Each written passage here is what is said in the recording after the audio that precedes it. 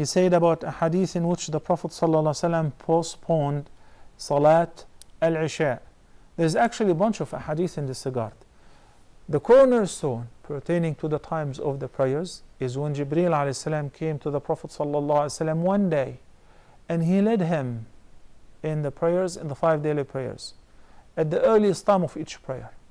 Then the next day he came and he led him in the latest time of each prayer. He said, between these 2 times you may pray. With regards to Al-Isha, he came to him in the first night after the red twilight has disappeared. He said that is the beginning of Isha, so he led him in the Isha prayer. Next day he came after 1/3 of the night had elapsed. In the hadith of Anas and others that the Prophet ﷺ, and this is a sound hadith, have deliberately postponed the Isha prayer until it was approaching midnight, as an indication that it is permissible to pray Isha up to this time. And he said, لولا أن أشق, if it was not too hard or harsh, I would have postponed the Isha to the end of its time. But Isha, like the rest of the prayers, it is recommended to be offered at the earliest time.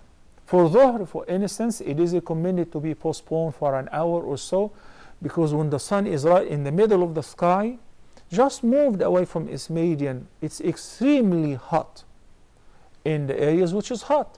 So a Nabi ﷺ would postpone the Dhuhr for some time so that the sun would move a little bit and there would be shade, and it will cool off a little bit. This is as far as the Jama'ah. Isha likewise, you may pray it from its earliest time when the red twilight disappears all the way until midnight. And midnight, we discussed it over and over and over, midnight does not necessarily mean 12 a.m.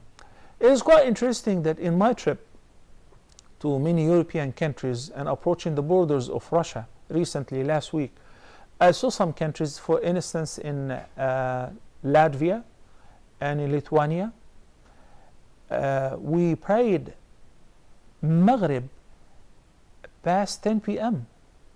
like 10:09, 10:10, 10:15 p.m. This is Maghrib time. So these guys would have to fast for over 21 hours because Fajr is before 3 a.m., like 2:50 a.m. And do you know what time was Isha? Isha was 12:10 p.m., 12:05, 12:10 a.m., I'm sorry. So can you imagine? So midnight in this case will be the time between 10 p.m. and 3 a.m. That's how many hours? 5 hours. Divided by 2, 2.5 hours. 2.5 hours.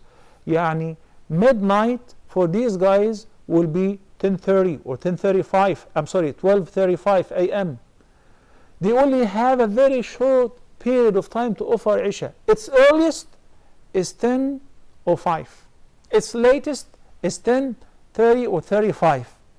For people who have a long night, the night will be divided. The time will be divided from sunset until dawn by 2. And the result from the time of sunset till this time, that is midnight.